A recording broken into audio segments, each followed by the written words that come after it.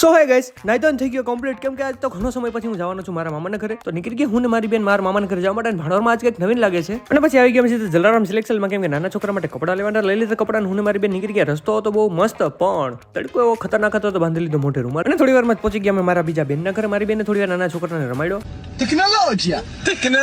અને પછી ડાયરેક્ટ આવી ગયા અમે સીધા મારા મામાના ઘરે અહીંયા મસ્ત વાતાવરણ હતું ને કેરીઓ એટલે કઈ ઘટે ને એટલી પણ શું કામ ને યાર કેરીઓ એટલી બધી હતી પણ બધી કેરીઓ કાચી હતી ને કેરીઓ એટલી ખાટી હતી ને કે તમે વાત જવા દો અને આવી ગયો મારો મામાનો છોકરો પછી હું ને જઈ બે ત્યાંથી નીકળી ગયા ને જવાનો તો અમારે અડવાણા કેમ કે કઈ કામ હતું નહીં ઘરે તો પહોંચી ગયા અડવાણા પી લીધો રસ અને ગાડીને પાઈ દીધું પેટ્રોલ અને પછી રસ્તામાં બદલી ગયા ડ્રાઈવર ને જઈએ બહુ મસ્ત એવી હેવી ડ્રાઇવિંગ કરીને પછી થોડી વારમાં બદલી ગયા ડ્રાઈવર અને પછી થોડી ઘણી હવા ખાવી તો મેં જઈને કીધું કે આપણે ક્યાંક જાય તો જઈ મને ક્યાં નહીં આ બાજુની સાઈડ લઈ આવ્યા એરિયો કોઈ જોયો હોય તો કમેન્ટ કરી દેજો અને એવું મસ્ત એવું વાતાવરણ હતું ને નદીમાં પાણી હતું પણ ઓછું હતું થોડી ઘણી અમે ઠંડી હવા ખાધી તો પણ હું વિચારમાં પડી ગયો કે જાય હું પછી ખબર પડી કે આ તો રિક્ષો હે